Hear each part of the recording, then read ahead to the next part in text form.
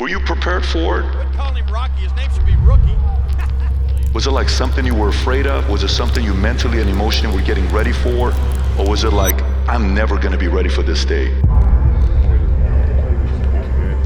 We never had a chance to reconcile that. So, that time has come. The man is in the arena.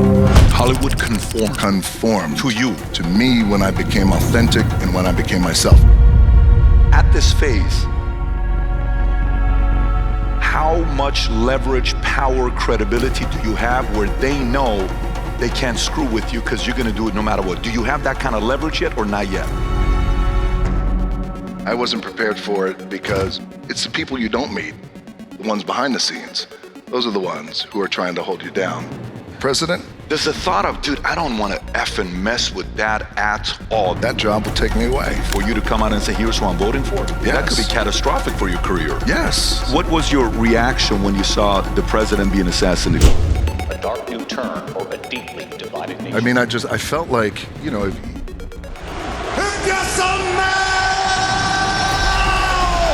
What the Rock is cooking! when I wake up in the morning, I have got to be running towards the thing that I want to do. Your father pushed you away from being a wrestler, and the ultimate compliment to your dad is, bro, I want to do what you did. I'm going to continue your legacy and tell the world you're my hero.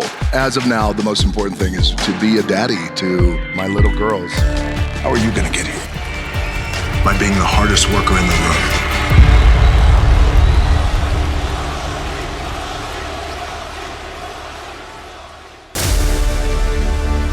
If you smell what the Rock is cooking. Give it up to the one, the only, Dwayne "The Rock" Johnson.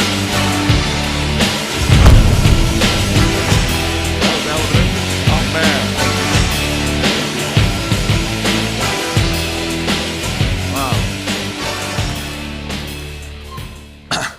Wow, good to see you guys.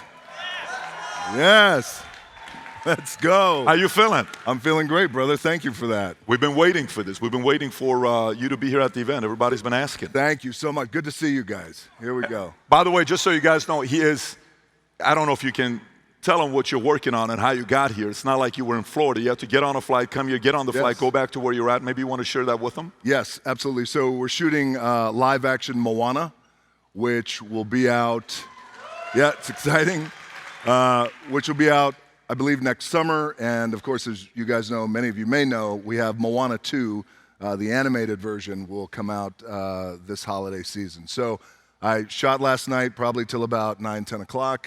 Wound up getting to bed after I put the babies to bed. I have all girls, got a couple of hours sleep, got my butt on a bird, flew here with you, and we're gonna have a great time. I love it. I love it. So, you know, one of the things, maybe we can open it up with this because, you know, this room is filled with business owners, small business owners. Some brought their executives, some brought their sales folks. Some can range from a small business doing $1 million a year. Some just raised a few $100 million in the front. They're maybe valued at a unicorn right now. Some are doing $1 billion in top line revenue with a few thousand employees.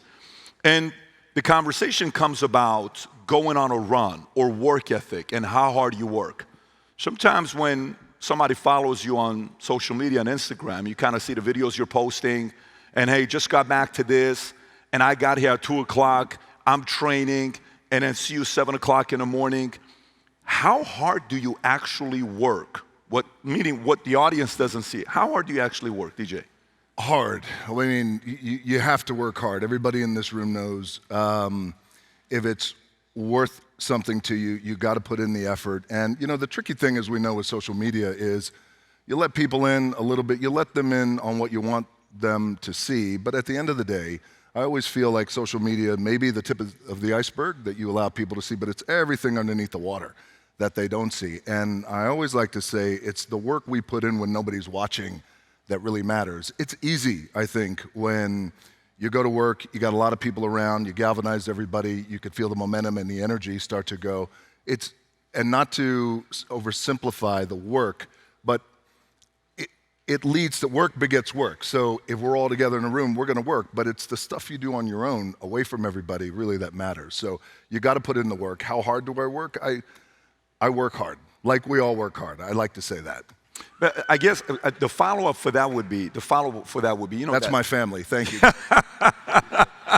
Yeah, Rock's family's here. But the follow-up for that would be on working hard. There's different reasons for it, right? Some people work hard because they're just like that. My dad's a hard worker. He's just wired like that. He's not doing it to anybody. He's not doing it to make money. He's not doing it to build a business. From the day I've been young enough to remember my father till today, he works. You met him in the back, 82 years old. He's always moving. He's always working. Doesn't have any excuses for it. But then there are certain people that work hard for different reasons. You obviously are a very super hyper competitive type of guy. How much of the working hard is just because that's how you're wired?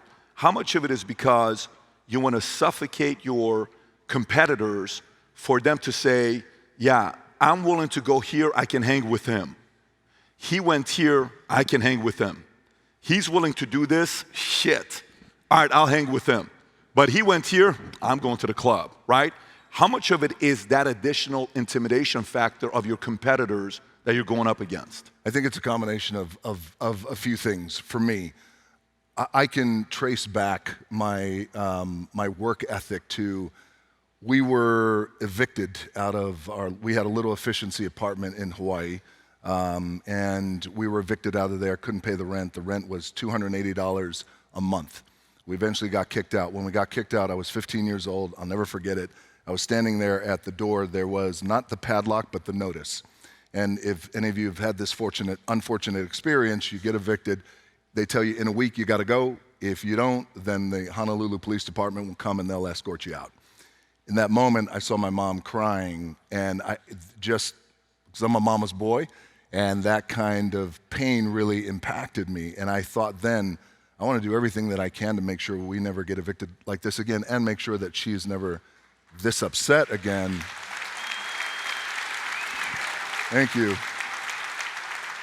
You know, and that then I thought, I didn't even know what that meant at 15 years old. It just meant I have to work. I have to work. I have to do something with my own two hands. So I have a philosophy these days that you got to put in the work with our own two hands, because this is the stuff that you can control. We control the controllables, as we say. The other part is a competitive nature that is in my DNA, and it's in my blood, just like it runs in all of our constitution and our makeup here in this room, and yours included, where I love the competition, I love to win, and I also love to learn. I don't say lose, I say I love to learn. So I would say it's a combination of that. For me, the work ethic comes from, I never want to be evicted again, which is probably why I need therapy. And then the other side to that. You're not alone. The other side to that is a competitive nature. And that competitive nature, that never goes away. Do you think that is in you? Do you think that's maybe pops behind closed doors would say certain things to you that you remember? Do you think that's somebody offending you that you said, you're going to say that to me? Watch. What do you think that comes from? Like, is it duplicatable, or is it you either have it in your DNA or you don't? I think there's versions of it that are duplicatable, and but we all go through our own journey and process. So there's something I think that we all can tap into that becomes our juice and our wiring. For me, you bring up my old man. My dad was a professional wrestler at a time when professional wrestling, I think, wasn't as globally renowned as it is today. My dad was paycheck to paycheck kind of guy, and when I decided to get into professional wrestling, we had the biggest fight about it. And ultimately he said, look, I'm not too sure if you have anything to offer. I mean, it got to that level. How old are you at this time? I was 22 years old, 23. And I understand what he meant in his limited capacity to love. He meant, look, I live in this little apartment in Tampa, right up the road, I-75. I don't want this life for you. I think there's more for you out there. And I said, yeah, but I got to follow my gut and my instinct. So I bring that up to say, along the road of life, we always have these moments that are seminal moments where somebody, sometimes it's a loved one like my old man, sometimes it's a friend, sometimes it's a boss, sometimes it's a stranger who says, you can't do it, you're not good enough, don't even try, pack your stuff and go home. Same thing happened to me in Hollywood. When I got to Hollywood for the first time, when I got to Hollywood, I was coming out of the world of professional wrestling, WWE, and I was really determined, hopefully, to have a career that had longevity, and I was willing to put in the work and commit. But what I realized at that time was there was a lot of naysayers and there was a lot of cynicism as I was getting into Hollywood, and I get it because you were successful in another place and now Hollywood comes knocking and now you want to try and come in and make a name for yourself in Hollywood. It was a little tricky because I was coming out of the world of professional wrestling. It's just a unique animal at that time and machine. So when I got there, a lot of people around me at that time who were my part of my management team said, listen, if you really want to make it in Hollywood, and even those who weren't part of my team, now looking back, I could see the chess that they were trying to play back then. They said, if you really want to make it in Hollywood, then you can't call yourself The Rock. You got to lose weight. Don't talk about wrestling. You have to look and walk and talk and act like these guys, and these guys are the biggest stars in the world at that time. Johnny Depp, Will Smith, etc. If you don't know any better, you buy into that stuff, like I bought into that back then. But then you start to realize something starts to eat at your gut about, well, this just doesn't feel right because I'm not being authentic, I'm not being myself. So finally, I said, a few years later, I said, I can't do this anymore. I have to be myself. Had a big meeting at the agency. I said, I'd like to have the same career as these guys, only bigger and different, and I mean it respectfully. And they all looked at me like I had 3 heads. And I have a big enough head as it is. So they looked at me like I had 3 heads, and I said, listen, just because it's never been done doesn't mean it can't be done. It just means we got to figure out a different path. So ultimately, I wound up saying, look, The Rock is a pretty cool name, and I love wrestling, and I'm also proud of where I came from this world of pro wrestling, where it's my dad and my grandfather, and I have a lot of family in pro wrestling. And then this unique thing happened when I was myself, and we can apply it to all of us here, business, life, etc., is Hollywood conformed. Hollywood conformed. Conformed. To you. To me when I became authentic and when I became myself. And then I went, I got it. At this phase, yes. Close your thought, finish your thought. Yeah. At this phase, how much leverage, power, credibility do you have where they know they can't screw with you because you're going to do it no matter what? Do you have that kind of leverage yet or not yet? Not at this moment, but they felt the passion and they felt a little bit of momentum. I feel like there's a word that I use, it's called mana, and it comes from in here. It's like chi, it's like a power, like you could feel it when we walked out and we all came in here, like you could feel the mana in the room. And I think they felt that at that time. And at that time, I had not had the credibility of any box office big hits or anything like that. But I did have what I felt clarity and how important that was. I'm not these guys. I'm not a Johnny Depp. I'm not a Will Smith. I'm not a George Clooney, those guys who were big stars at that time. I'm me, and the most important thing I could be is authentic and be myself, and Hollywood then conformed.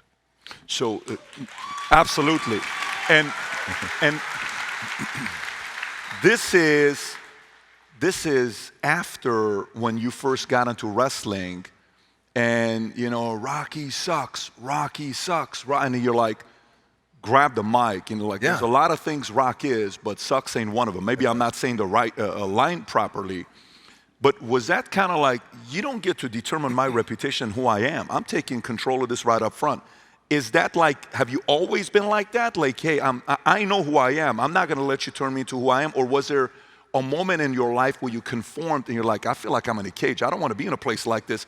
I know who I am. I'm going to go out there and show it to the world. Was it that kind of a moment you had? Yes. Yes.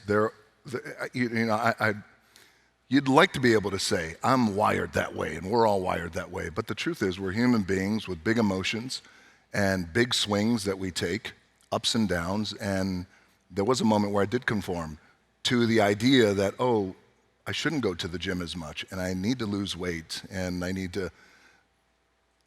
started getting insecure. Imagine that. And in terms of Hollywood, right, where they said, you have to be like this, and don't call yourself The Rock, and don't talk about wrestling. And I thought, God, none of that felt right. So I did Conform for a few years until I said, I'm not doing this anymore. So the same thing happened, what Patrick is referring to. When I first started my wrestling career, I got there in the WWE, and I have a meeting with Vince McMahon, and Vince says, okay, we're gonna bring you in, and we're gonna, he said, what's important to you? And I said, well, what's important to me is learning the business. Even though I grew up in professional wrestling, still so much to learn, and I wanna be good. I wanna be really good at what I do and put in the time and put in the work, and I would like to not, I'd like, in a way, and I mean this respectfully, I said, I'd like to do it on my own. I don't want to be handed anything or given anything just because my grandfather wrestled for Vince McMahon's dad in the 70s. My dad wrestled for Vince McMahon in the 80s. And I said, and I mean that respectfully. So maybe it's a different name change. I said, but I just feel like I want to do it on my own. He said, okay, got it. So your name is going to be Rocky Maivia, which is your dad's first name and your grandfather's last name. And I went, that's not what I was hoping for. Which again, the name is the name, you know, and people change their name all the time in entertainment. But the interesting thing to your point, Patrick, is that what he did say to me was, I want you to go out there and smile. You got a pretty good smile. I want to leverage that. I want you to go out and smile. He's probably got the best smile in the world. I mean, some people have it, he's got it. And he said, I want you to go out there and smile. I want you to be grateful that you're here every night. I made my debut at Madison. Vince is telling you. Vince is telling me this. And I understood the logic at that time. He goes, look, I plan on, it seems like you have potential. It seems like eventually we're going to create an opportunity to give you a push. I would like for you to come in and not feel entitled, I want you to feel, I want the audience to feel that you're grateful. So I want you to smile all the time. So I would go out every night, and my music would hit just like this happened here, and I would come out and I would smile. But then when I would get beat, I had to smile, like coming back to the locker room. And, you know, eventually people just started to feel like, well, that's not real, it's not authentic. And I started to feel that too. It started to really eat me up inside. So what Patrick's referring to about Rocky sucks, eventually this wild thing happened in professional wrestling where I was given a push, became Intercontinental Champion in the world of WWE, and in every arena across the country, the whole arena was chanting Rocky sucks. But I was a good guy, and I was a kid. I was 24 years old. And I knew every night something has to happen. It's like when you're holding a ball underwater, that analogy, eventually you gotta let it go. And I said, something's gonna happen here, and I don't know what's gonna happen, but this doesn't feel right, and I'm not being myself. You would walk out, and I would hear people go, you suck, and hey, thank you, appreciate it. Like, it was that kind of thing, very inauthentic. And then I wound up getting hurt that summer of 1997, sent home, did rehab on my leg, came back. When I was coming back, Vince said, I'm gonna turn you heel, which is wrestling parlance for a bad guy. And I said, okay. And he goes, and if you don't work as a heel and it doesn't work out, then I don't know if you have a future. I went, okay. Who's in the room, just you and him? Me and Vince, yes. It was always straight up.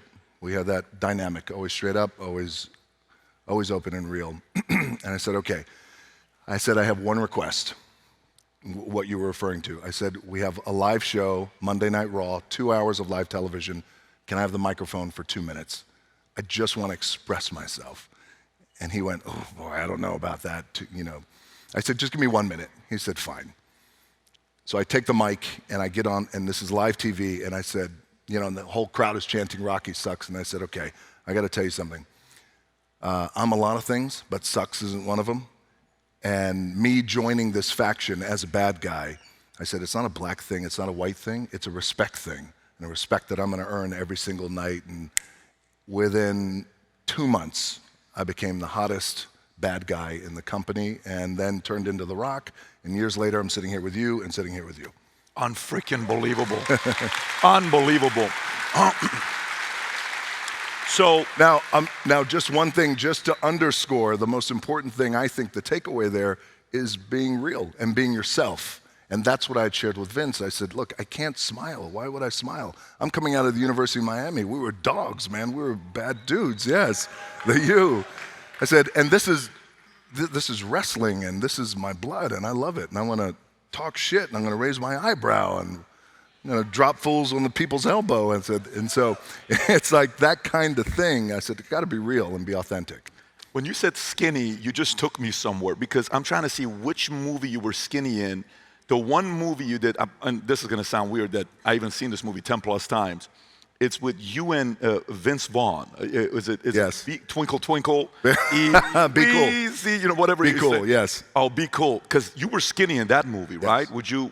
Is that kind of when you're like, I'm going to go to skinny mode? It was during that time where I went on these crazy diets, and I... Who's seen that movie? Anyone seen that movie? If you've seen that movie, you're good people. I love that movie. So that's when you're like, I'm going to go to the skinny, Hollywood model type, because big guys won't make it nowadays. Well, I was told that, and then you start buying into it. If you have no point of reference or experience, but you have people around you who are telling you, hey, we know this business, this is what you need to do to become a leading man and to become a movie star, you can't be what you were, you have to be what they are. Then you realize, well, actually, the most important thing is to be what I was and am and will be tomorrow, and that's real. And again, that's when everything starts to conform. Hollywood conformed. And I find and what I have found, and I'm sure you guys will agree, is that when you take that kind of action, that kind of step of following your gut and your intuition, taking that step, whatever it is, the universe has a funny way of meeting you halfway. So, absolutely. DJ, I love how you're speaking in a way where we're all in the same level, including yourself. Because in life, there's levels to life, okay? There's levels to the game. And I'm sure there's levels to the game. But let me kind of walk you through the levels. And I think it's important for everybody to realize this. So let's say a guy starts off with only $7 in his bank account. Let's just pick this case study, whoever this guy may be. Starts off with $7 in his bank account, goes, recreates his identity, becomes the biggest name in wrestling, right? Most electrifying man in wrestling, goes into movies, makes it, highest paid actor, I think 4 out of the last 7 years. I don't know what the number is. I think 3 or 4 out of the last 7 years. I have the data. 84 million, 87 million, 270 million in 2021, I think it was, whatever it was. I'm not counting your money, but you made a lot of money. Right? I made a buck or two, yeah. Then you got Zoa, then you got this, then you got that. And then social media following, 1 million. Oh my God, the guy's got 1 million followers, 10 million, wow, 10 million followers, 100 million. And then there is the 600 million community. There's not a lot of people in the 500-600 million community, and that's one of one. Then, I don't know if you guys saw this 7 years ago, or I'm trying to figure out when this came out, and it was saying, who is the most recognizable face in the world? Like when you go out there, they're gonna recognize your face. I think you were at like 56, 54 percentile. That means 54% of the world, no matter where you go, they're gonna say, I know this guy from wrestling, from movies, from this, from that. So some people may go up and they'll compete and man, this freaking wrestling thing is great. I'm partying, I'm drinking, the girl's freaking awesome. We're going to Japan, we're going to this. What a freaking hardcore party and stuff I'm doing. I got nice jewelry, I got nice clothes, and I'm happy where I'm at. And so, nah, that's not enough for me. I want to be this. No, it's not going to be easy to transition to movies. I'm going to do it. And you go, this, I'm so, okay. And then in the movies, listen, just be happy that you're an actor. No, I'm not just, I'm going to go there. And then I'm going to start a drink, and I'm going to do term, and I'm going to go do this. To get to the highest of the highest of the highest level, where it's not 1% or 0.1% or 0.01%, it's one of one. You're a one of one camp. Tiger is a one of one. Michael's a one of one in their camp, right? Tom Brady last year, we're on stage. I asked him a question, because he's another one of those one of ones. Mm-hmm. I said, generally, when I look at guys that go to that level, I see there's 3 things they have in common. They have one person in their lives that gave them unconditional love. You have to experience that to tolerate the pain. But all you need is one person. Mm-hmm. You need one person to give you unconditional love. Mom. Mm-hmm. You need one person in your life that no matter what you do, you will never win them over. it's like it's never enough. I can go get this. I can go make this money. I can go win this award. They're always going to be like, yeah, but. It's kind of like he hasn't done enough yet. Then there is those who have those two, but then they choose their enemies wisely. For whatever reason, some people don't choose their enemies wisely. They choose an enemy lower than them. They choose an enemy that produces the bad feelings, but they choose their enemies wisely. To become one of one and to go for as many years as you've gone, and the highs and the lows and the losses and the injuries and the setbacks and all this other stuff that you go through, what drives you? Mm-hmm. You mentioned about choosing enemies wisely, which I love that, and we've heard that term.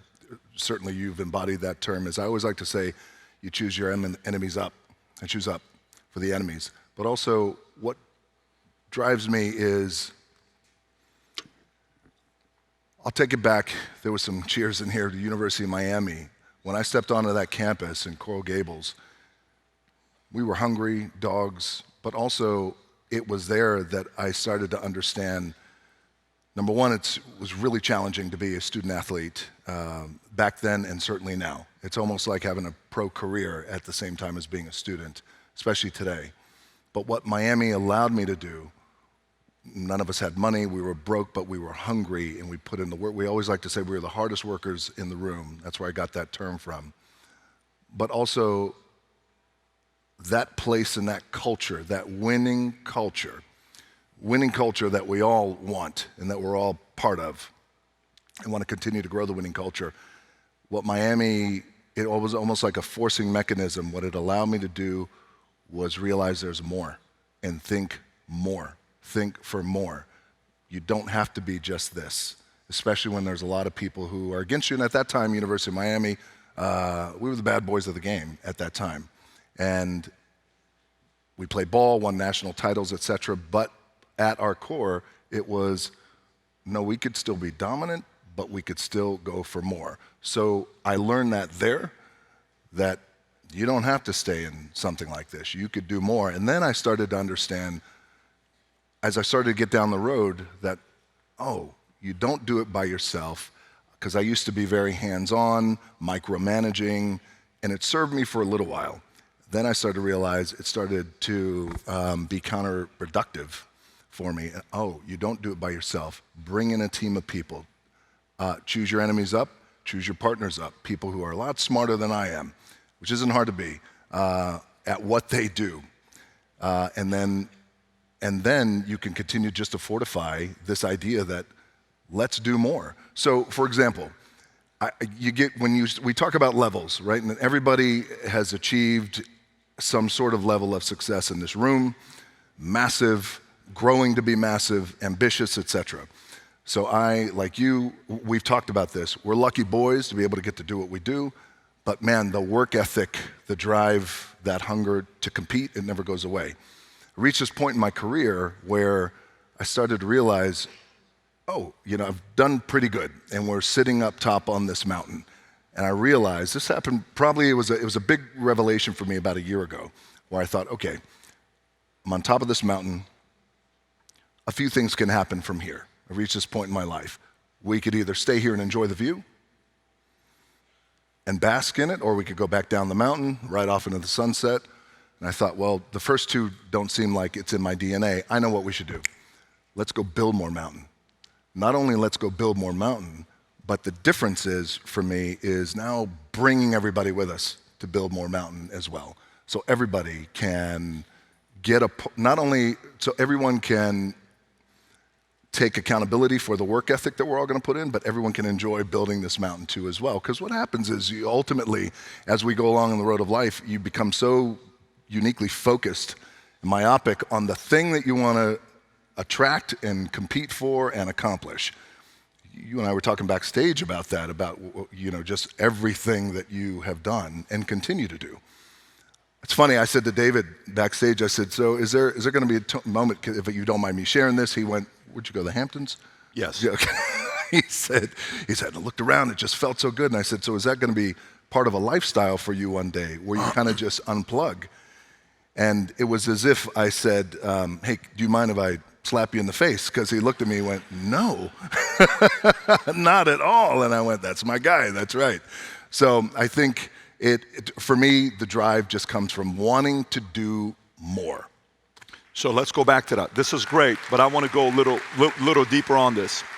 So from a fan standpoint, you know, Arnold, his enemy was Sly. Yeah. They went up against each other, right? And you know that story about when Arnold made it seem like he was interested in this one movie. I don't know what the movie, Oscar. Throw Mama from the Train. Yeah, what was the movie called? Throw Mama from the Train. Is that what it was? It's Yeah. like, hey, I'm gonna no, yeah, you know, Sly. Great That's story. Biggest flop, right? You know, for Michael, maybe it's the Isaiah, you know, being left off the dream team, or Magic, or Bird, or later on maybe a Malone, maybe a Akeem, or maybe even in the past of trying to outdo Wilt, or whoever it is, David Thompson, all these other guys as the greats. You go into business, you have certain names that Musk keeps going and he's not stopping. It's constant. Like, how much more money do you need to make? You're worth $250 billion, you're still going. Who were some of those enemies throughout that brought in the best in you? Some names. Like, I can drop some names, but I'm curious to know if you have any names. Sure.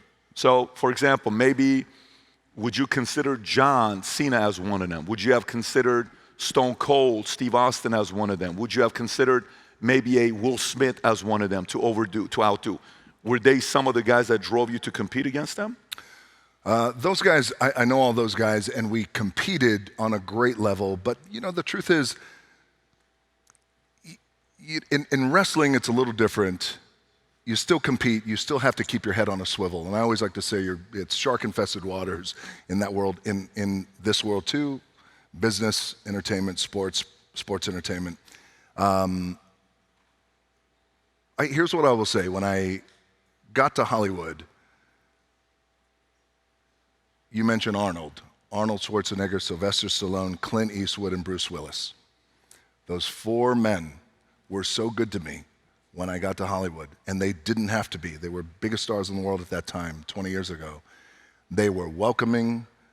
I would see them out. They would come to me or say, hey, I want to see The Rock. Can I meet him? Say hello. We all stayed in touch, became friends. And I never forgot that because they were in positions where they didn't have to be. And I realized, though, to your point, Patrick, is the ones who are confident in themselves, confident in their success, and want to see not only the business grow, but want to see people do well. And especially, I feel like I'm a decent guy. You want to see somebody who's a pretty good person do well. It's the people you don't meet, the ones behind the scenes. Those are the ones who are trying to hold you down. So I realize instead of searching for those guys, and also those guys are really, and you guys will find this in business too, as you know, the ones who are confident, quiet in the room. It's like in a board meeting. The quiet ones will sit, and they're really the powerful ones in the meeting who make all the decisions. The quiet ones, the ones who are behind the scenes trying to hold you down, those are the ones who are chicken shit anyway, who will never come to you. You'll never see them. And I realized instead of me trying to find them or try to figure out, well, who made that call and why did this happen, I thought, okay, I'll always remember the people who were good to me. And then I realized the person I compete with most is just me. It's you versus you. And I think that's something we can all, attest to. You versus you. I want to believe you, okay? And that's very nice what you just said. Fantastic. But I'm not convinced. I think you're a psycho competitor. And I'll say one I am. thing. I'm crazy. I think you're a psycho competitor. But I think like, I'll give you an idea. When I was watching Brady speak while he's playing, and they would ask him questions, he would give his answers in a very interesting way. It would be, yes, they were the better team today. And the reporter's job is to ask a question to have a story, right? And Brady was a pro. He wasn't going to give him shit, right? Yeah. And he knows the game, because you also know this, right, while we're going back and forth. And then I'm like, but I would watch Brady in the game. He playing against that Kansas City Chiefs. Who was the cornerback or the safety that he went in his face afterwards and he bumped him? What was the guy? Do you guys know who I'm talking about? Number 32. What is number 32's name in, what was his name? Who? Oh, the Badger. What's his name? That's what it is, yes. So he goes in his face, blah, blah, blah. I'm like, this guy's freaking 40. Look at this. And then he comes after the interview. I shouldn't have done that. I lost control. It's not how you behave. I'm like, dude, stop it. That's exactly how you behave as a crazy competitor. But then, you know, we had Bill Belichick at our event a month ago in MGM, and he comes in. He's no longer coaching. So he can talk a little bit, you know what I'm saying? It's like, listen, I don't give a shit right now. He's got some freedom. He's got some freedom. He's got a 25-year-old girlfriend. He really doesn't give a shit what you think about him right now. Right? He's like, dude, say whatever you want. I'm freaking Bill Belichick, right? But I got a flavor of it with Brady last year, and even with Kobe, because when Kobe came, and we did the late, great Kobe, to me, Kobe is just, you know, I have a very unique relationship with Kobe. I love Kobe. My father and I mean, it was a whole different thing. When he came to the event at Mirage and we did the interview, it was after he had retired, and guess what? He was a little bit more loose. And I said, hey, you know, if Shaq had your work ethic, what would have happened? I said, we would have won 11, 12 rings, right? And then Shaq got pissed at me. He blocked me. He said, you and your little company, who the hell you think you are? For 2.5 years, he's blocked me. Then I invited him to the event, and we had a great conversation together. Do you think a part of you with where you're at in your mind, it's, I don't want to give the media nothing, so the next day nothing's going to be written about me, and you are so great of a natural communicator that you know how to give an answer, but the levels of the answer of, you know, not necessarily vanilla's here, you'll go here, but this is 24, 48-hour news cycle, you play right here, right now, this phase of your life. Would you say that's kind of where you are? Yeah, I think as you go down the road of life, you start to realize you like to think you get a little savvy, a little media savvy, but also too, you go down the road of life and you experience what you experience, where you're always in front of the media. You either go this way at the fork of the road, and this way is I never want to talk to them again, or this way where you say, look, we all got jobs to do. We're all in this business together. I'm an open book. You can ask me whatever you want to ask me. I always tell that to anybody who I sit down with. The thing that I realized is I have to be very clear and concise with my answers, depending on the subject, because as we know, clickbait time, that's all everybody wants, and they'll take the answer, they'll spin it, clickbait, and then just move on. When you realize, oh wait, that's actually not what I said. You're taking it and you're spinning it. So the balance is, I don't want to not speak to media. I got a lot of friends in media, as you do too as well. And again, we're all in this thing together. So I can control the controllables about what I say and how I say it too as well. And the reason why I'm asking this question from you on the enemy side is because at some point, you got a beautiful house, you live in a beautiful place, you got your place that you told me in the back that you like to go to, you know, family, fishing. I love your fishing videos. When you're doing your fishing videos, you're out there, you know, you're doing your thing, and you put them out, and then boom, next. You know, you've had the success, the fame, the recognition, the accolades, all this stuff. Eventually it gets to a point where it's kind of like, you know, what's going to drive this guy to go to the next level? So if you're saying enemy up, maybe I'll ask this one question on this one. Let's see if we'll get anything out of you on this specific topic. Is there a next enemy for you where you're kind of a, and maybe we don't even need to say enemy. It's the next, so you're saying enemy up, like compete up. Is there a next target for you where you're like, this would be interesting for me to play in this space? I'd like to be able to do X, Y, Z. Is there anything like that or no? Well, there's always stuff like that. I think that I've gotten really lucky and fortunate over the years to have accomplished what I've been able to accomplish, but again, the hunger doesn't go away. I like to say I got a full plate, but I could always make room for the stuff I love. And I've reached that point in my life where when I wake up in the morning, I have got to be running towards the thing that I want to do and not walking towards it, not, oh, I really don't feel like doing this, or God, why did I agree to do this, or why did I get into this business with somebody at such, I got to be running to it. And I realized that if I'm able to do that, get up in the morning and run to it, then I'm in that place of joy and happiness. Doesn't mean that the work goes away, the work ethic goes away, you work even harder, but So I got to run towards it. So the second part to this, to answer you directly, is I don't know if there's anything that I could point to and say, I've never done that, therefore I want to do it.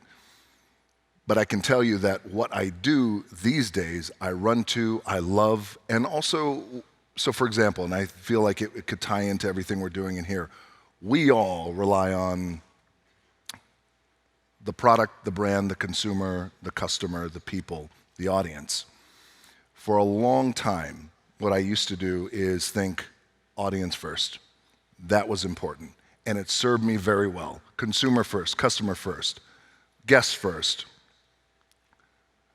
however we qualify our audience. And it served me very well. I started to realize, though, but I'm not running towards this particular thing. So what I realized is now it has to be the thing that I do, has to be the thing that I love to do, and therefore, almost like Hollywood conformed years ago, I found that if it's the thing I'm running to and I love to do, then everybody comes with me. Got it. Okay. So How's that for an answer? Well, I again, what you call a professional, right? But no, I get it. So I guess let me transition into this one. For me, PBD Podcasts. On PBD Podcasts, we're shooting the shit, talking shit. You know, we're doing current events, whatever we're talking. We'll talk about a bunch of different things, right? And just a couple boys, guys sitting down talking. Hey, today this happened. Let's talk about this. Today this happened. We'll give it our opinions, right? And you're a family guy. You got 3 girls. I'm family. I got 4 kids. And, you know, of course, you have to kind of figure out the future and, you know, where the future is going to go. In your gym, I think you got a flag in your gym, right? Don't you have like a big flag in your gym?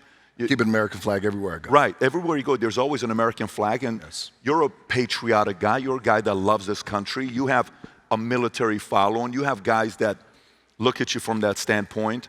And today, America's a little bit kind of weird. Politically, we're in a very weird place right now in America.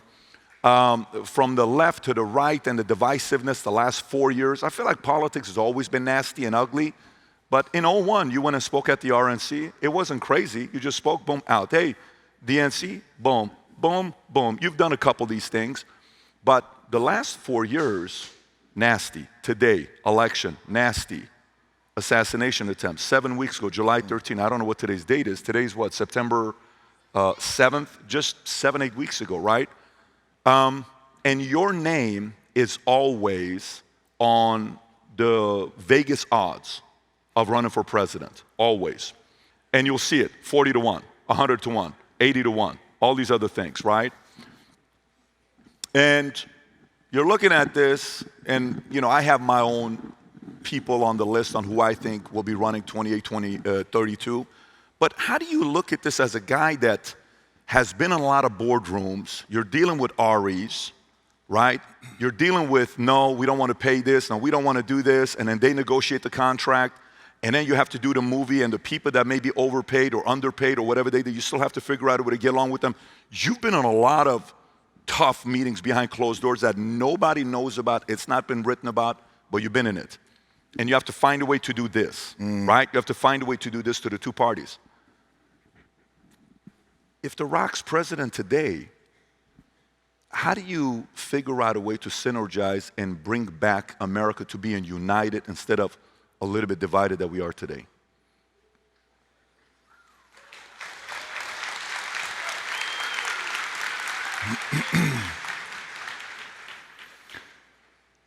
I think that, well, first of all, let me just say, when it comes to stuff like this, I never speak declaratively. I'm always open and flexible, and I think you got to be that. When it comes to the divisiveness you talked about, it's the main thing that really eats away at my gut. I know you too. We've talked about this, and I know for a lot of you as well. I think I always like to say, keep the main thing the main thing. And if the main thing is to bring our country together, for anyone in the presidential leadership space, there's a few things I think that are important, and I'm going to take a crack at this, is for unity, I'll start with guidance. And what I mean by that is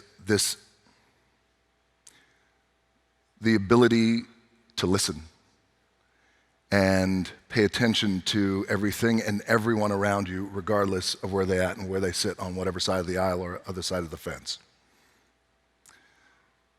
The other thing I think would be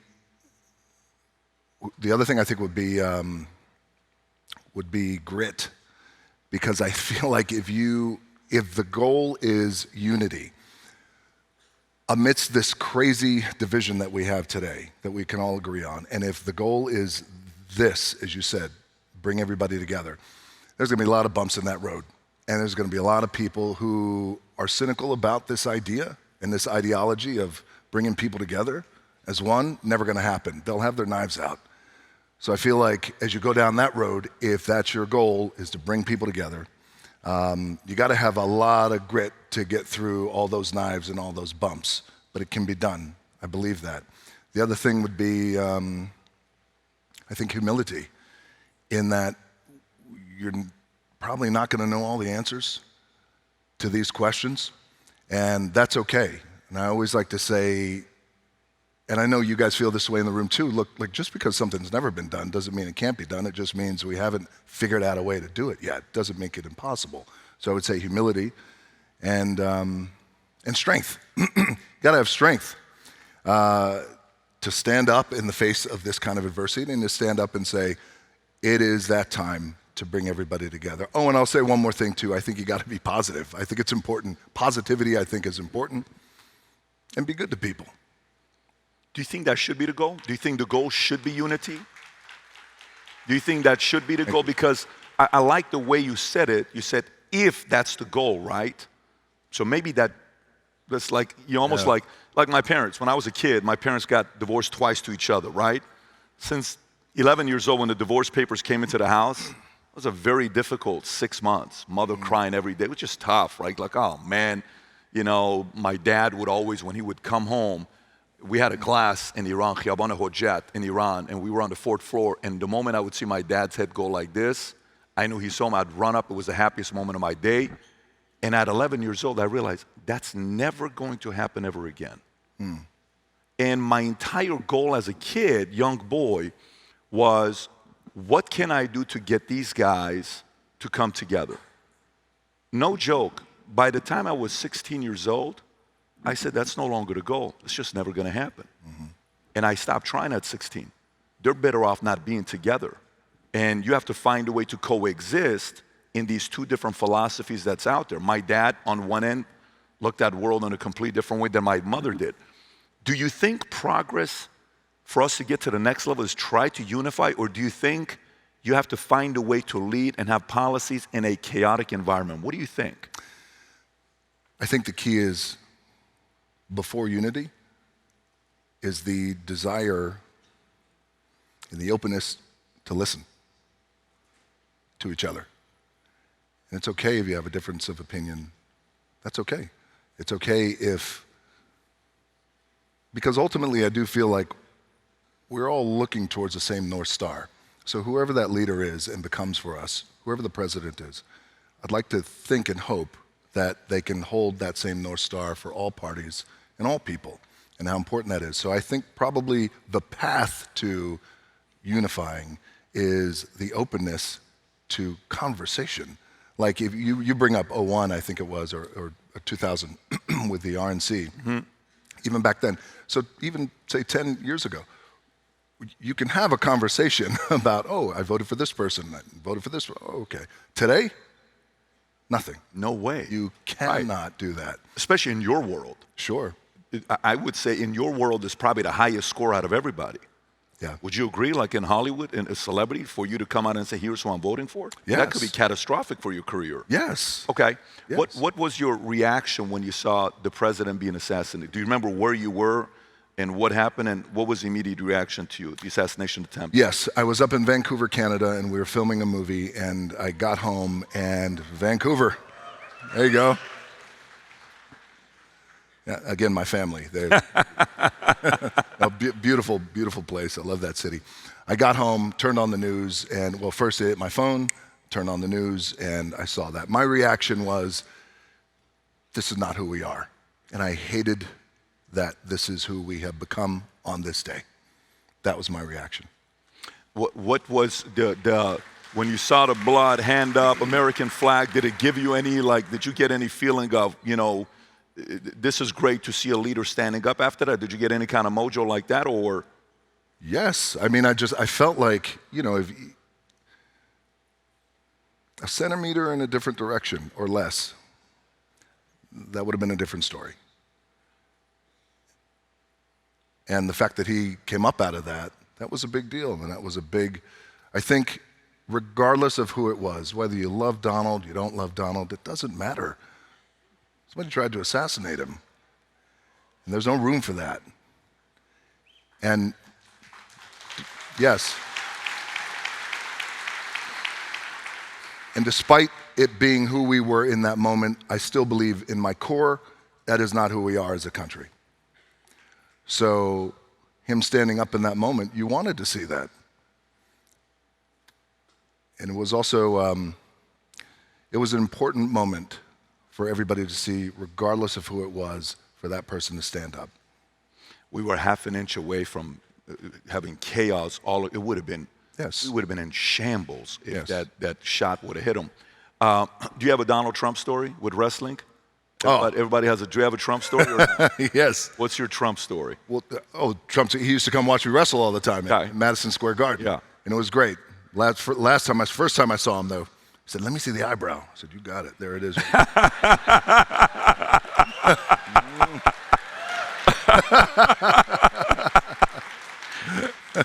That's cool.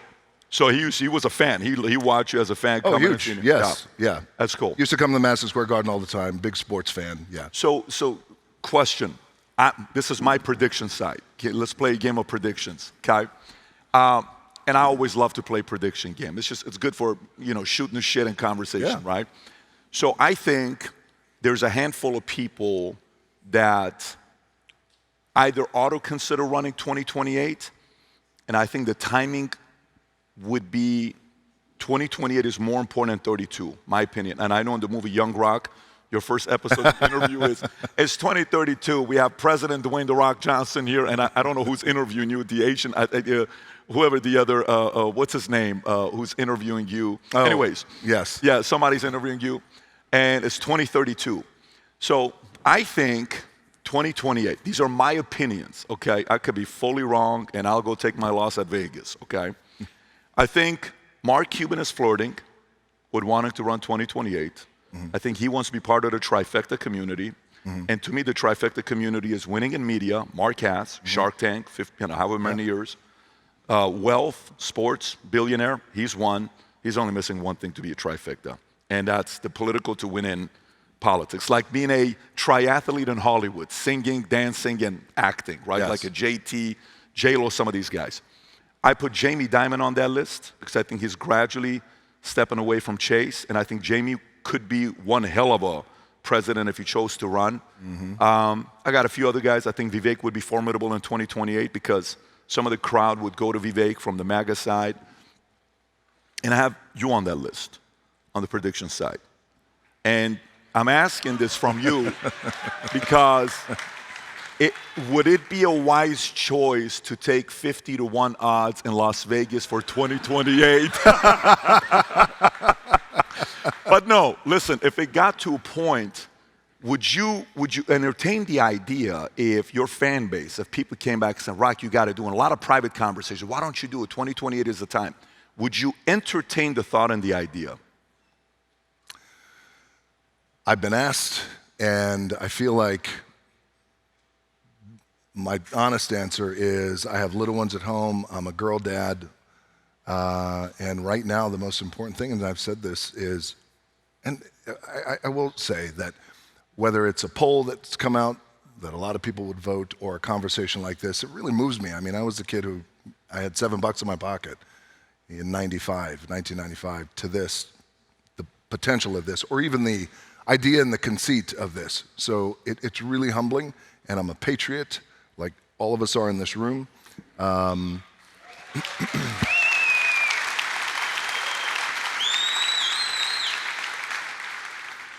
He's shifting. He's like, "This guy's not answering my question." 50-1. I think that as of now, the most important thing is for me to, you have little ones too, is to be a daddy to my little girls.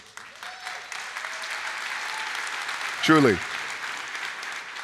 And I'm not, being savvy out of this answer. But by the way, I don't know about how many guys say it's probably 50 to 1 are good odds to take in Vegas. Who would say, all right, so I mean, that's what I received from this. But this last topic on this before we move on, because I want to tell you about what's the most, the one video of yours I've watched the most. And I think it's going to surprise you what video it is. I've watched it so many times, bro, it's not even funny. But let me finish the thought here.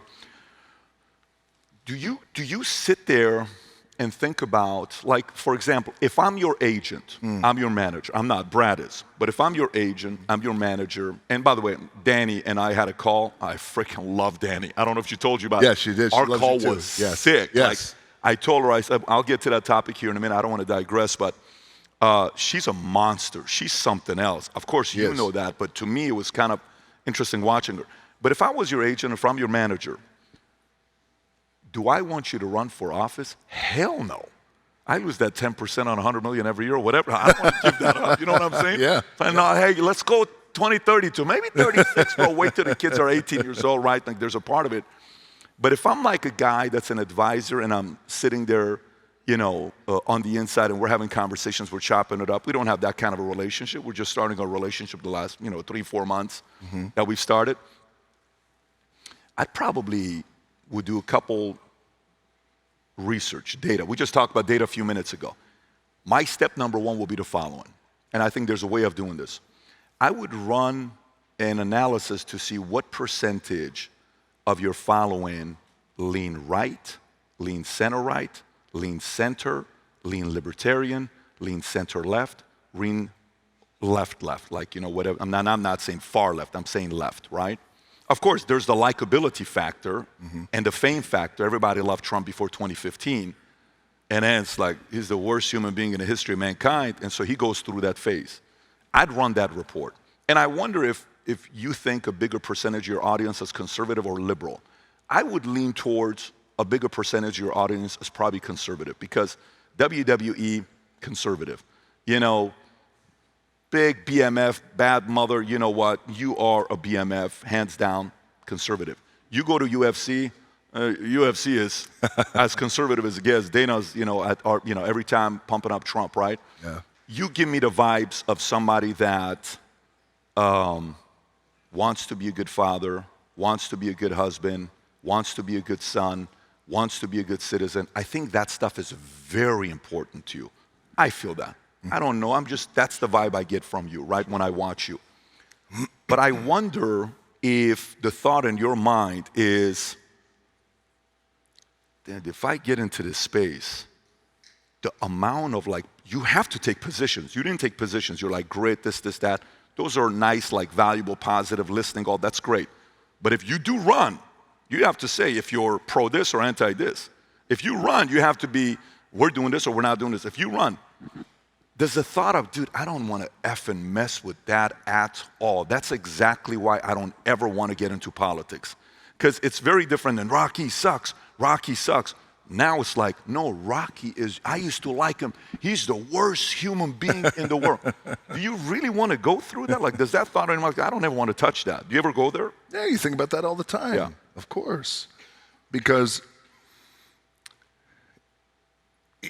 that kind of energy, that's a cesspool. And it's hard for people to navigate through. It's hard for us to watch it on TV. It's hard for us to absorb the news. It's hard for anybody to be in that, especially politicians or not. So you think about that, I think about it. But at the end of the day, there's two things that I'll say here. And I want to double down on it because it is the undeniable truth, which is I've got an 8-year-old and a 6-year-old, and school drop-offs and pickups are so important to me, and being daddy is important. And I also have a 22-year-old daughter. And I like to say we grew up together because I had her when I was in my late 20s, and where I was on the go, pro wrestling 250 dates a year for years. So I missed out. 250 dates a year for years, different city every night. It was a brutal schedule. This is why we all get divorced in pro wrestling. So I missed out on a lot of her childhood. And I know what it's like to have a job that takes you away. And I do believe that president, that job will take me away. Now, I'm not saying it can't be done. Of course, there were presidents in the past who had little kids, of course. But when they're 8 and 6, and I'm the male figure that they're going to compare other men to the rest of their life, this critical time, I'm home with them. That's the most important thing. So that's one thing I wanted to say.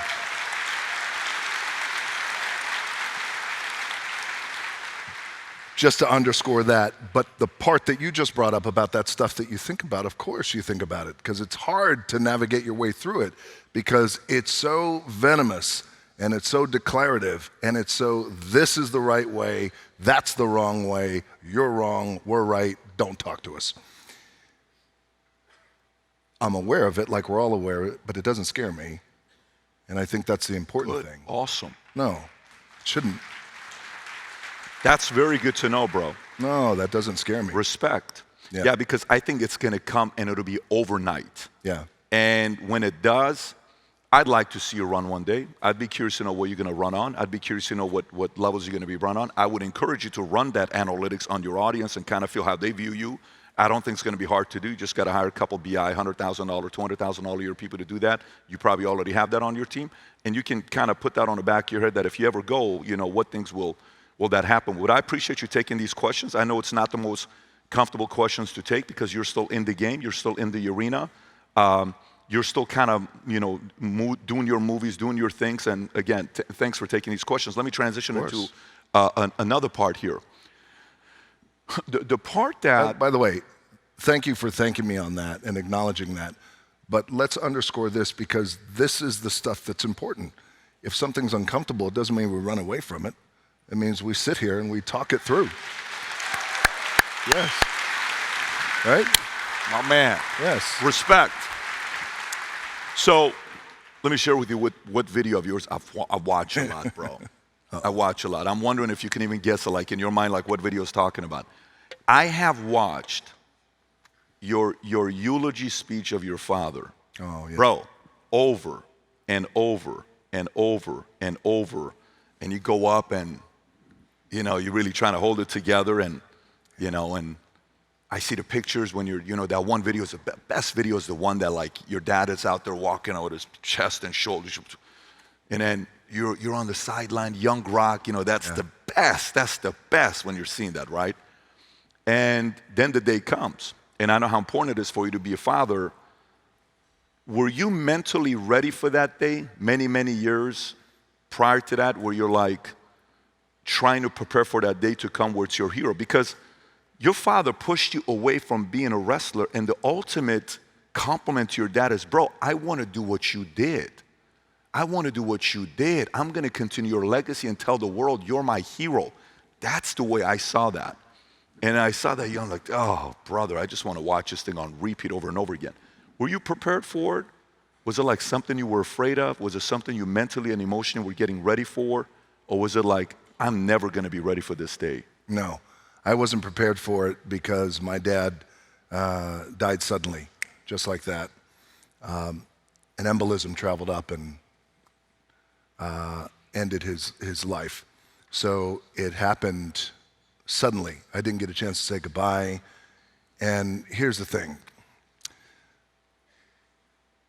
And brother, this is just, it's life. And a month before he died, we got into the biggest fight we have ever gotten into. And we never had a chance to reconcile that. It was brutal. It was brutal. And it was during Christmas time too as well. So Christmas was just tainted, and I felt like shit. And he felt like shit, and my mom was involved, and admittedly, I was angry. And 3 weeks went by, we didn't reconcile, he died. And that was it. And so you asked me if I was prepared. No one's ever prepared for that, even if God forbid you have a loved one who is transitioning out, and you can prepare as best you can for their transition, or in my case, they say goodbye just like that without saying goodbye. So I never had a chance to say goodbye, and never had a chance to write that thing that I wish I did. And so that was a tough one. That was, and the lesson, though, I realized is we hear this all the time. You never know what's around the corner. Hug your loved ones, hug your little ones. I do a lot of work with Make-A-Wish, and every time I do it, thank you. It's so important. And when you leave those meetings with Make-A-Wish, you see these kids who are so strong, and you see the parents who are being so strong too as well. You go home, you hug your kids tighter. That's just what you do. And so we hear it all the time. Hug your kids, take care of your loved ones, hug your loved ones. You never know what's around the corner. But until you go through something like that, that's when those words really hit home. And I realized that, man, I thought, I wish I had a shot just to hug my dad one more time, or hug and say, and maybe he's listening now, so hug and say, it's all right. It's all right. We're good, you know? I never had a chance to do that. How?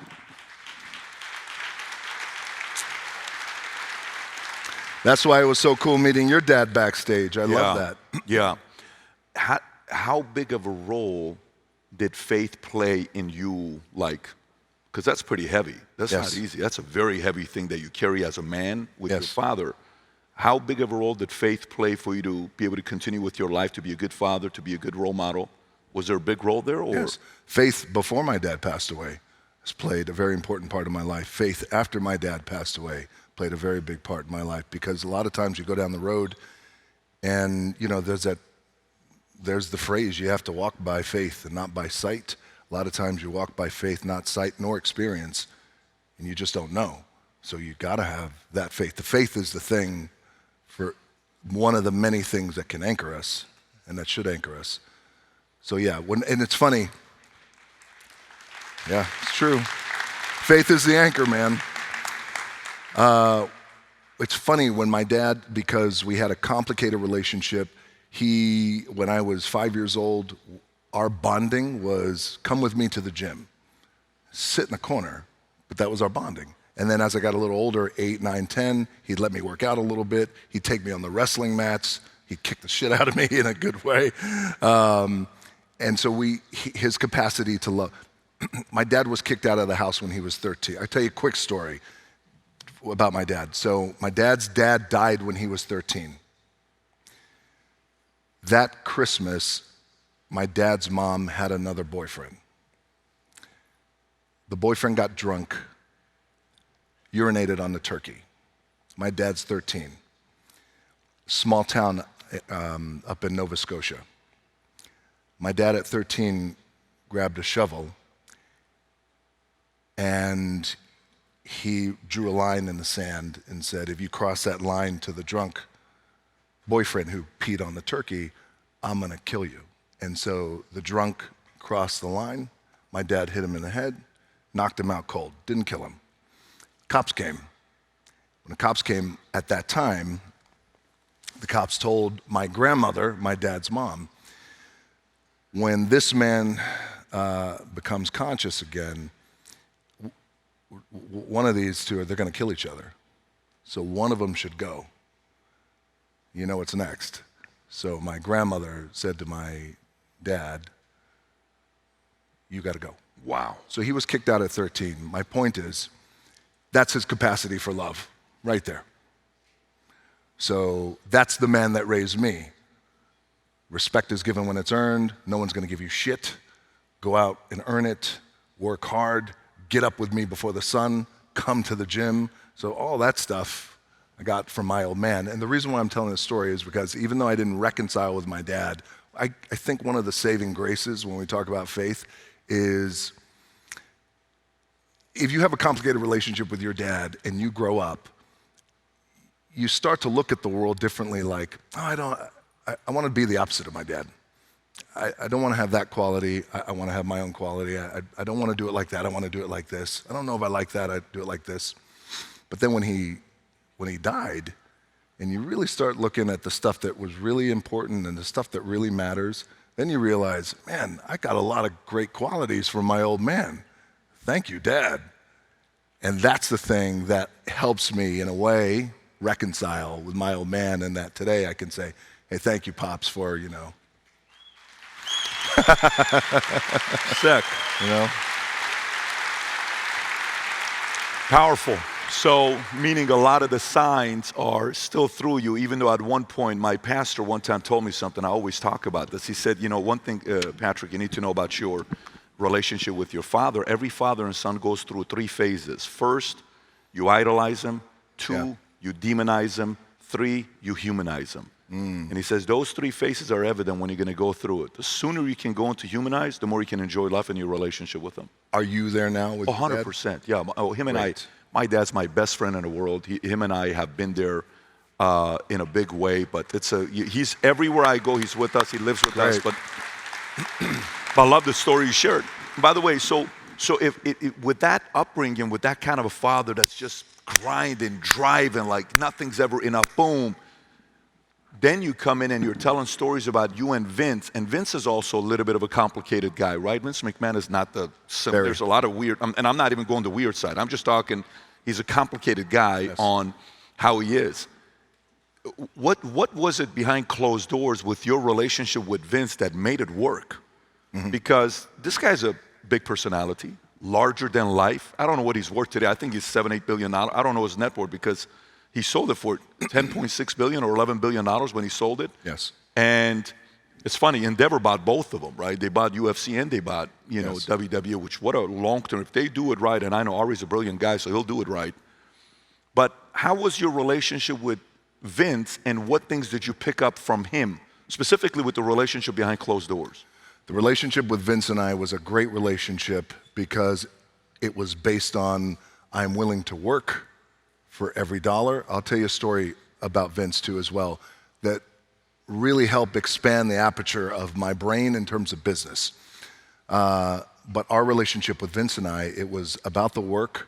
I'm willing to put in the work, and I have a tremendous, boundless respect for the business of pro wrestling.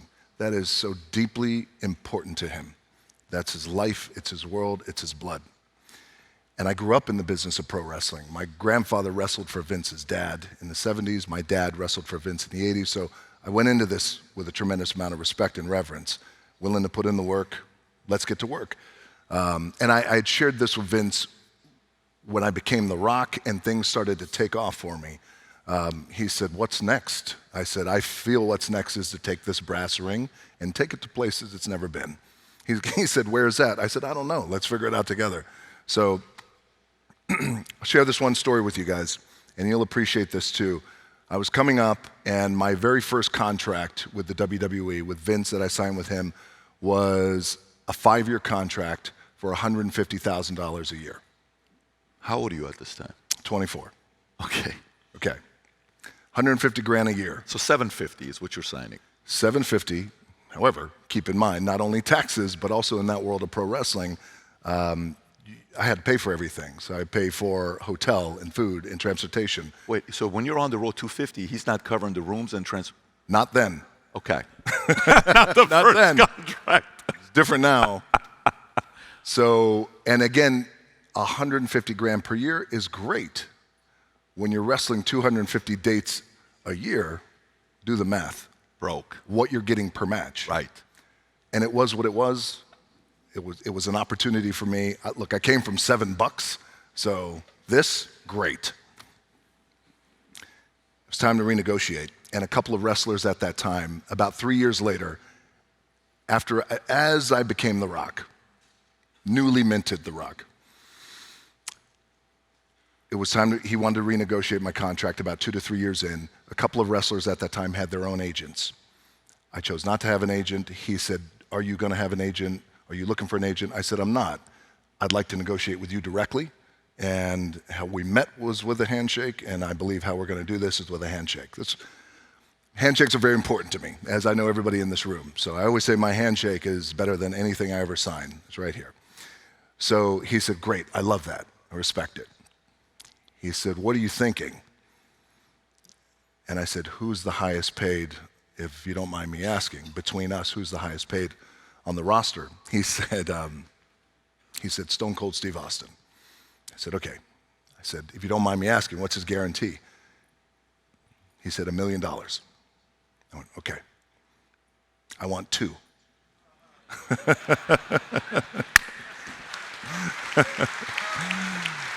So, oh, I know, the balls of that kid. So he said, 2 million? I said, yes. Guaranteed? Yes. And he said, I'm just curious, where do you get that from? Like, what are you figuring out in your mind? And I said, well, I love Steve, I respect him, but if he's getting $1 million, where I see myself going is past $1 million, I think it should be 2. And he went, okay, I understand that logic. He said, here's what I want you to do. I'm gonna put you in contact with one of our executives, and I need you to take a couple of months, if it takes that long, because I was on the road. He goes, I need you to understand the business. I need you to understand the business, this side of the business, from top to bottom, all the economics. Oh, wow. I want you to understand that. I want you to understand our cost, overhead. I want you to look at what's allocated to the board. What a great thing to do. Yes. I want you to take the time and put in the work that you say you're committed to in the ring. Yes, I expect that from you, but now I want you to learn the business.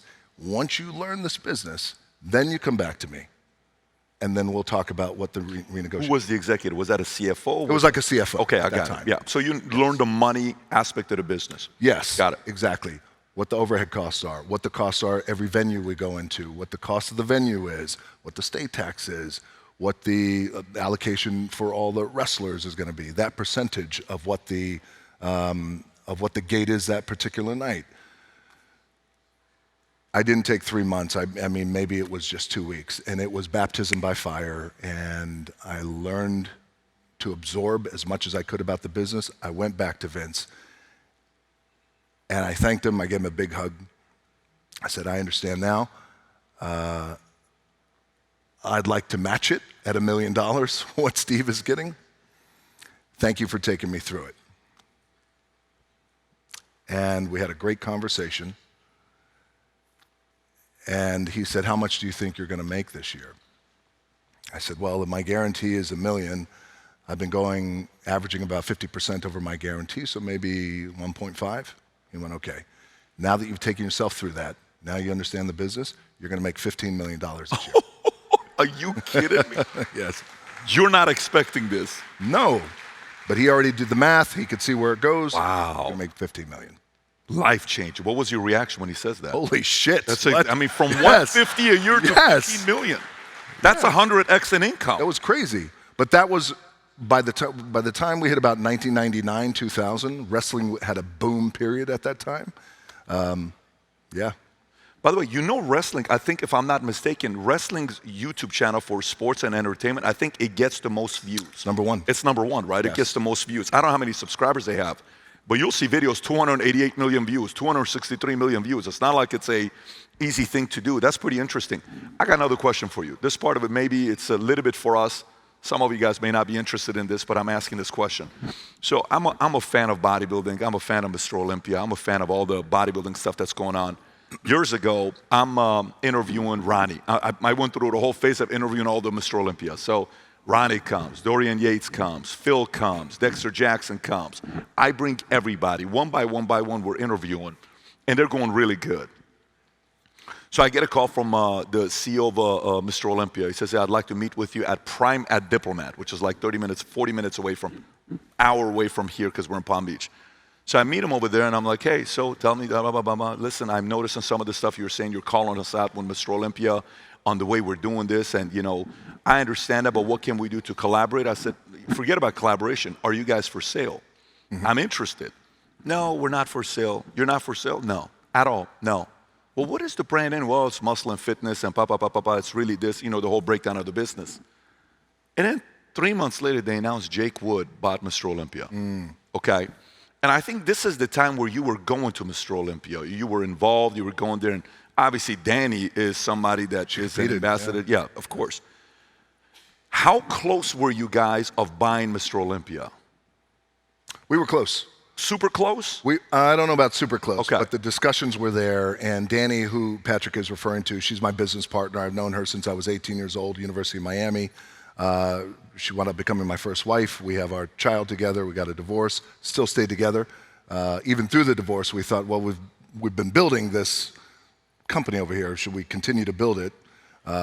We don't hate each other. We just wound up getting a divorce, so let's continue to build it. So that's who he's referring to with Danny, who wound up becoming a competitor and getting her pro card in bodybuilding. And we grew up just loving working out and training.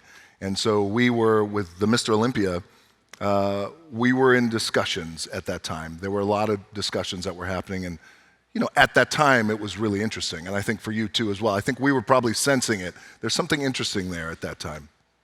But it never happened. It wasn't. No. So. And is there any interest now or not really? Like, no interest in Mr. Olympia brand. I think it's tough to scale. I think it's challenging. But you know what I thought about, and I was telling the bodybuilders, I'm like, dude, if Rock buys Mr. Olympia, and say Danny would run it and she would crush it, right? If she ran it, and somebody who wins, I'm doing a movie, they get a part, you're able to get that recognition and the eyeballs. Oh my God, look how this guy's playing this and that guy's playing this part. I thought it was a very smart move for them to sell it to you guys. I'm surprised they didn't. My opinion, it's their loss, but still, I'm a fan of the game. I'm a fan of the sport. I just don't think it's what it was 10, 15 years ago, 20 years ago. I think 90s to me was 90s, 2000. Mr. Olympia was a very unique time for that sport. They were also coming out of the 80s too as well, and out of the 80s, aesthetically, the bodybuilders, they aesthetically, their bodies just look different, like the Arnolds of the day and guys like Frank Zane. You know, it really had like some pretty impressive physiques. Yeah, who's your favorite physique-wise? Of all time? Frank Zane is like waist 29, I don't know what his waist was, but... Physique-wise, I would say Arnold in his heyday. I thought he had a phenomenal physique. Yeah. One of a kind. Which, by the way, you're no little guy either. I don't know if you guys have seen Patrick up close. He's a big guy. We're taking a picture, and I'm looking at him. I'm like, how tall are you? We kind of go, I'm like, you're 6'5". He's like, yeah, I'm a tall guy. You're talking to him. So business. We got 10 minutes, and about 10 minutes we'll go to questions. So if some of you guys want to line up by the mic, we'll go there here in a minute. Great. But question, you've been in a lot of rooms that you've done negotiations with, right? Oh, look what fights are going to break out. Guys, we can't do like 50 of them, but it's just going to be a couple we'll go to. But you've been in a lot of rooms that you've negotiated with, right? Negotiation rooms.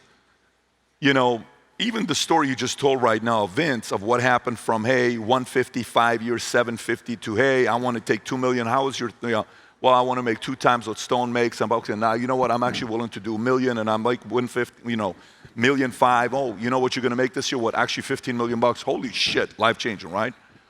What have you learned from being in negotiating rooms, movies, contracts, terms, short-term, mid-term, long-term? Do you have 2 or 3 things from maybe mistakes being made, we should have done this differently, that you could say, these are 3 things we follow when it comes down to negotiation? Sure. I think when it comes to negotiations, I like to try to remember that we want the same thing. Let's get to a good place. Again, it goes back to what you and I talked about earlier about let's have the conversation. Let's have the dialogue. Sometimes it gets tricky in Hollywood because there's a lot of managers and there's agents and there's people involved, there's business affairs. You have a lot of people doing the talking for me and they're all qualified, but too many conversations and too many people in the room can start to stunt the progress of where you need to go. So it's much easier for me now, out of the gates, let me call either business affairs, let me call the head of the studio, here's what I'm thinking, let's cut away the fat at first in terms of negotiation, here's what I'd like to get, what do you think, does this work, here's where we're going to bring it in, we'll be fiscally responsible, we're these kinds of partners, etc. What I realized in the past is, it's informed me today, is at the end of the day, no one can talk on your behalf better than you. And how important that is. So are you really negotiating? Like, are there many cases where you're doing the deals? Like, Well, I don't have to get into the nuts and bolts Right. of it, of that part. I say, here's my goal. I think this feels right, and everyone else can then talk. But let me say something. So for example, if we were making a deal together, Right. Value Entertainment, Right. say $7, I'd come to you directly and say, what do you think about this? What do you think? You and I would go back and forth, and then we would call our guys to come in and handle the details. I want to give a compliment to, he's the only person that's done this. And by the way, we've booked a lot of people over the years. You name them, Kevin Hart, Kobe Bryant, names that are like, in their space, they're big. When Brad and I were talking, one day Dana White calls me, says, hey, Pat, I'm in Abu Dhabi, it's 3:30 in the morning, you got a minute, call me. Great, what's happening, Dana? Hey, do you know this guy named Brad Slater? I'm like, oh yeah, of course I know Brad Slater. Yeah, of course. I'm like, yeah, I know who he is.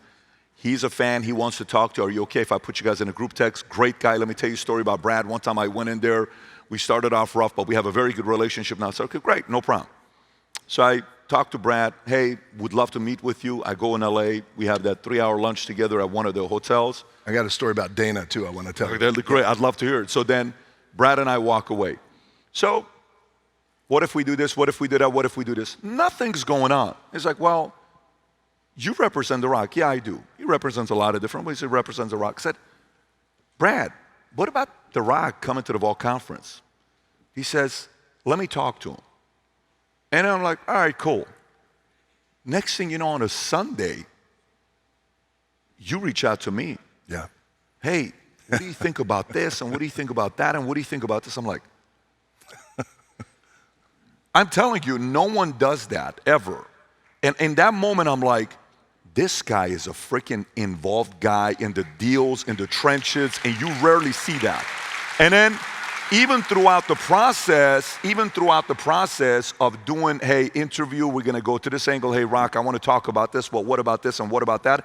We're going back and forth. Normally, this guy's one of one. It's like, hey, handlers, you guys handle this, we're not gonna da-da-da-da-da.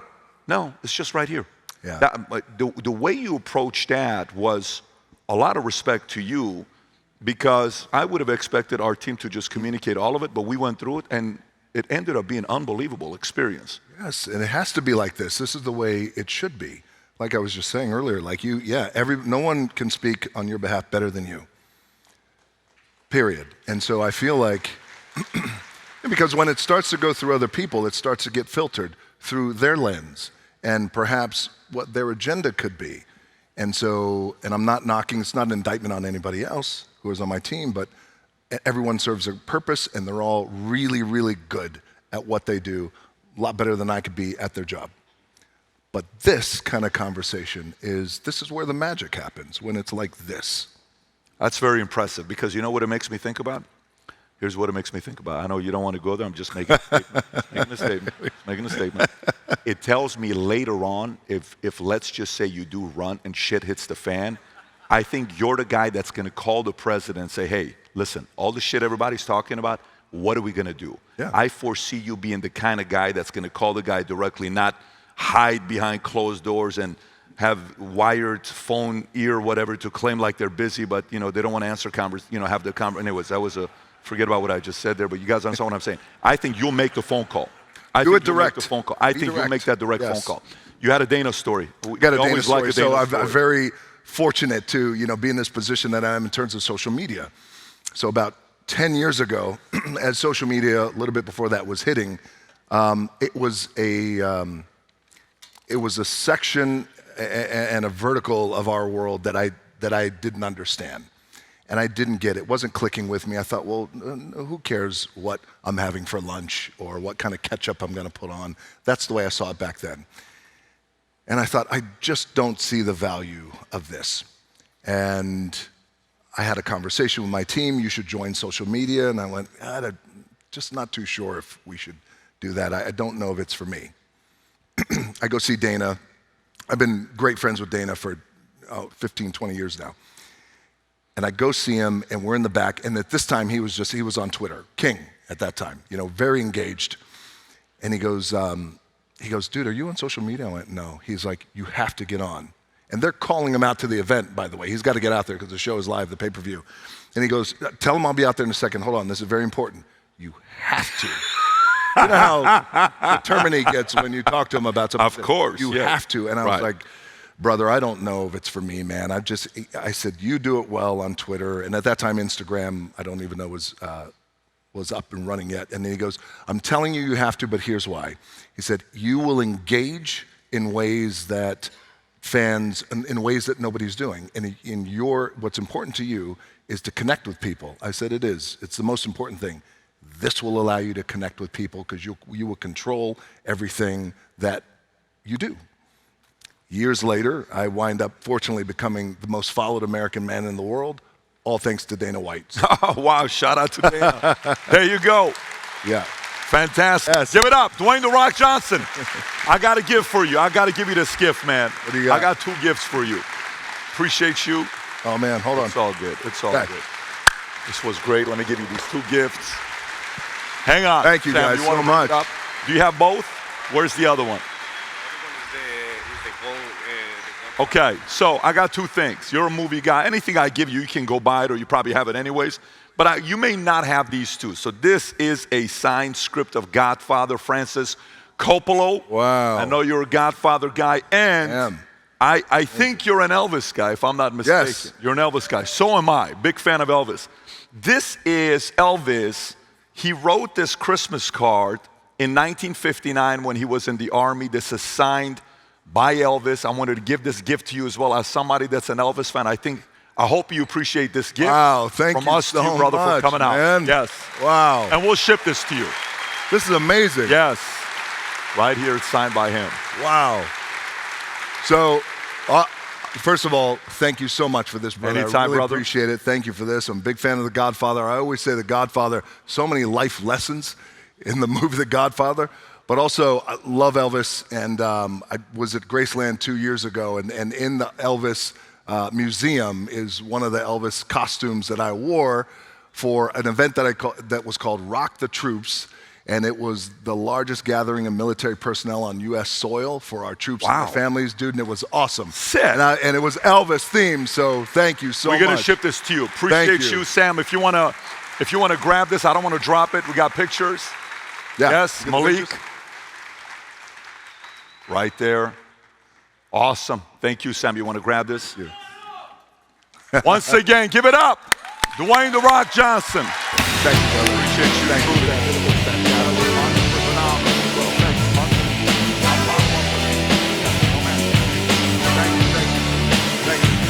Thank you, guys. Appreciate it. Thank you.